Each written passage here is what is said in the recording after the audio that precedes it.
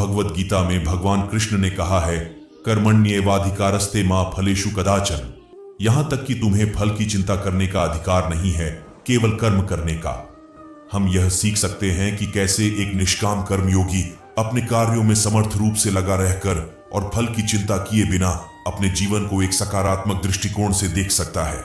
श्री कृष्ण कहते हैं, जो इंसान सिर्फ खुद के लिए जीता है उसका एक दिन मरण होगा, और जो इंसान दूसरों के लिए जीता है उसका सदैव स्मरण होगा।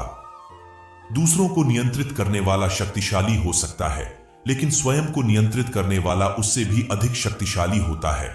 श्री कृष्ण कहते हैं, हमेशा याद रखें, जो होता है अच्छे के लिए होता है। कभी कभी विपरीत परिस्थितियां हमारी वर्तमान स्थिति को अच्छा करने के लिए आती है।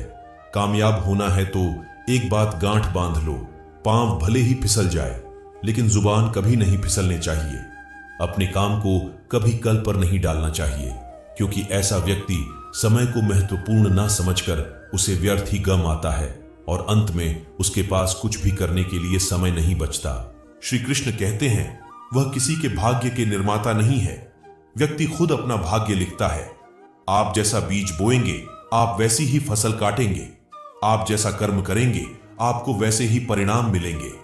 यदि विद्यार्थी मन लगाकर पढ़ाई करेंगे तो परीक्षा में अवश्य सफल होंगे। इसलिए हर व्यक्ति का भाग्य भी तभी बदलेगा जब वह अपना कर्म करेगा। हर जलते दिए तले अंधेरा होता है, हर रात के पीछे सवेरा होता है। उस मनुष्य की ताकत का कोई मुकाबला नहीं कर सकता जिसके पास सब्र की ताकत होती है। गलत लोगों की हार उसी वक्त तय हो जाती है जब सही लोग अपने आप चुप हो जाते हैं। यह आवश्यक नहीं कि हर स्थान पर हम उत्तर दें। कुछ बातें हमें ईश्वर के ऊपर भी छोड़ देनी चाहिए, क्योंकि जब ईश्वर उत्तर देता है तो सारा संसार मौन होकर सुनता है। यह एक गहरा और आध्यात्मिक सिद्धांत है जो ईश्वर या उच्च शक्ति के साथ एक अनुभूति की बात करता है। जीवन में अनेक समय ऐसी होती हैं जब हमारे उत्तर के लिए कोई शब्द नहीं होते और हमें ईश्वर या आध्यात्मिक तत्व की ओर मुड़ने की आवश्यकता होती है। इस दृष्टिकोण से सच्ची शांति और समृद्धि की प्राप्ति हो सकती है। ईश्वर के साथ एक आत्मा की अनुभूति हमें जीवन के विभिन्न पहलुओं को समझने और स्वीकार करने में मदद कर सकती है। यह हमें उच्चता, विनम्रता और सहानुभूति का एहसास कराता है, जो एक निष्कलंक जीवन की ओर पहुंचने में सहायक हो सकता है। मन कभी कभी चंचल होता है और विभिन्न विचारों की ओर भागता है। यह एक सामान्य मानव स्वभाव है। इस चंचलता का सामना करना और इसे सांत्वना देना महत्वपूर्ण है। यदि मन चंचल हो तो यह किसी भी क्षेत्र में ध्यान केंद्रित करना मुश्किल बना सकता है। मेधावी और आत्मविश्लेषण कौशल की अभ्यास के माध्यम से मन को स्थिर करना संभव है। ध्यान, प्राणायाम और मानव तंत्र साधने के रूप में विभिन्न योगाभ्यास इसमें मदद कर सकते हैं। साथ ही सकारात्मक विचार और मनोबल की सुरक्षा के लिए सहारा लेना भी महत्वपूर्ण है। आत्मपरिचय और स्वीकृति के माध्यम से आप मन को साकार करके उसे समझ सकते हैं और उसे प्रबंधित करने के लिए सामंजस्य और संतुलन बनाए रख सकते हैं। श्री कृष्ण कहते हैं, कोई भी मौका दे तो उसे धोखा मत देना, और कोई धोखा दे तो उसे दोबारा मौका मत देना। यह एक गहरा और जीवन के उदाहरण से भरा हुआ आदर्श है। जब आपको एक अवसर मिलता है तो आपको इसे ईमानदारी से और उत्साह से निभाना चाहिए और दूसरों के साथ धोखा नहीं देना चाहिए। अगर किसी ने आपको धोखा दिया है तो आपको धोखा देने वाले के साथ फिर से विश्वास करने का मौका नहीं देना चाहिए। धोखा देने वाले को सीख सिखाना आवश्यक है। यह सीख हमें यह बताती है कि आत्मसंरक्षण और समझदारी से अपने जीवन को निर्माण करना महत्वपूर्ण है। भगवान कहते हैं, मेरे लिए ना तो कोई घृणित है, ना कोई प्रिय, ना कोई मित्र है, ना ही कोई शत्रु, ना कोई निर्धन है और ना ही कोई धनी। बस जो भक्ति भाव के साथ मुझे याद करते हैं, मैं उनका हूं और वो मेरे। यह भगवान का विशेष उपदेश है जो हमें बताता है कि भगवान को भक्ति और समर्पण के साथ याद करना महत्वपूर्ण है और भगवान सभी के साथ समान रूप से संबंधित हैं। यह उपदेश हमें सामाजिक, आर्थिक और आत्मिक समृद्धि के माध्यम से अपने जीवन को सही दिशा में ले जाने का सूचना देता है।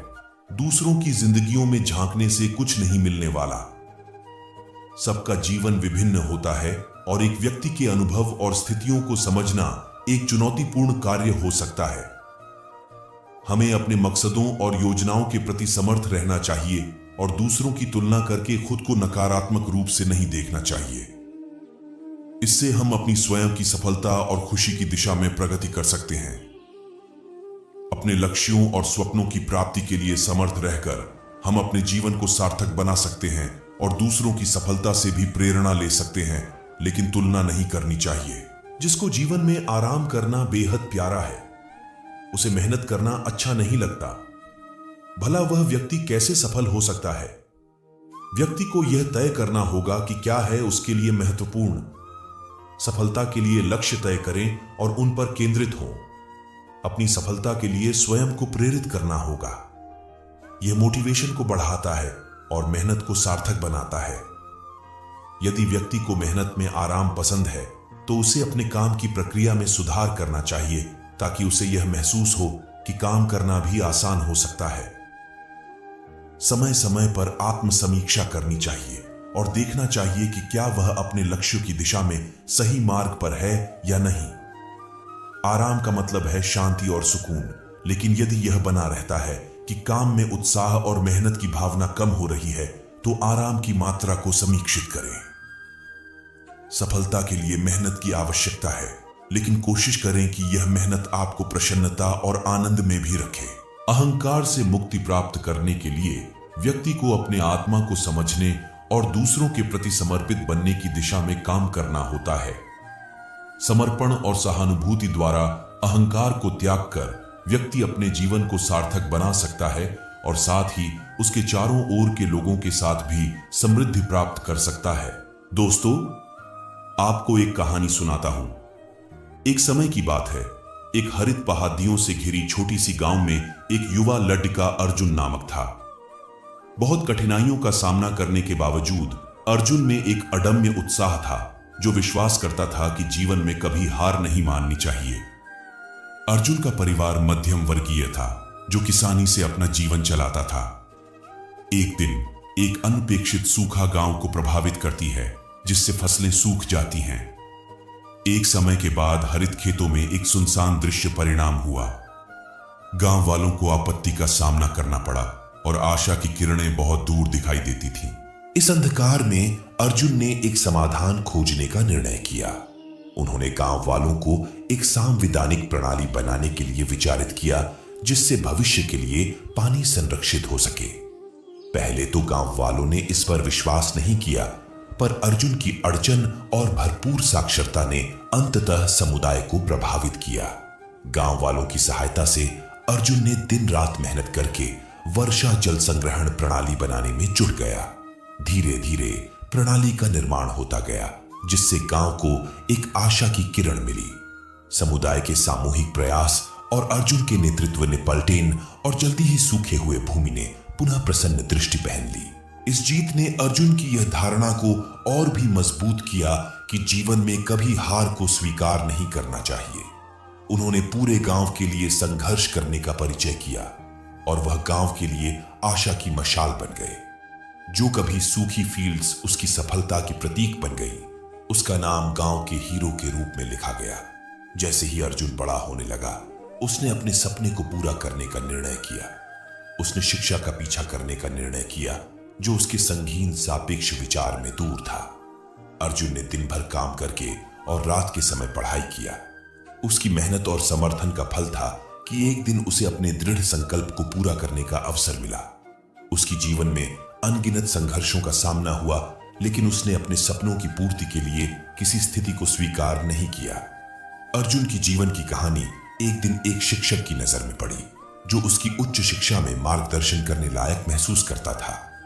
उस शिक्षक ने उसे मेंटर बना लिया और उसे आगे बढ़ने का साहस दिया। अर्जुन की यात्रा मुश्किलों से भरी थी। वित्तीय सीमाएं, सामाजिक प्रत्याशाएं और आत्मसमर्पण में विघ्नें आईं। हालांकि प्रत्येक परेशानी ने उसकी प्रतिबद्धता को उत्तेजित किया। समय के साथ अर्जुन ने न केवल अपनी शिक्षा पूरी की, बल्कि अपने चयनित क्षेत्र में भी उत्कृष्टता प्राप्त की। अर्जुन की सफलता की कहानी दूर दूर तक पहुंची और उसने न केवल गांव वालों को प्रेरित किया, बल्कि आसपास के समुदायों को भी प्रेरित किया। उसकी अद्वितीय संघर्षशीलता ने उसे गांव के नहीं, बल्कि उसके पूरे क्षेत्र में एक प्रतीक बना दिया। जैसे ही अर्जुन अपने जीवन की पथ प्रदर्शिका के रूप में पढ़ाई पूरी कर रहा था, उसने नए सेट की चुनौतियों का सामना किया जब उसने निर्णय लिया कि वह विशेषज्ञ शिक्षा प्रदान करने के लिए एक स्कूल स्थापित करेगा। यात्रा कठिन थी, लेकिन अर्जुन का अदम्य स्वभाव ने समर्थकों का समर्थन जुटाया।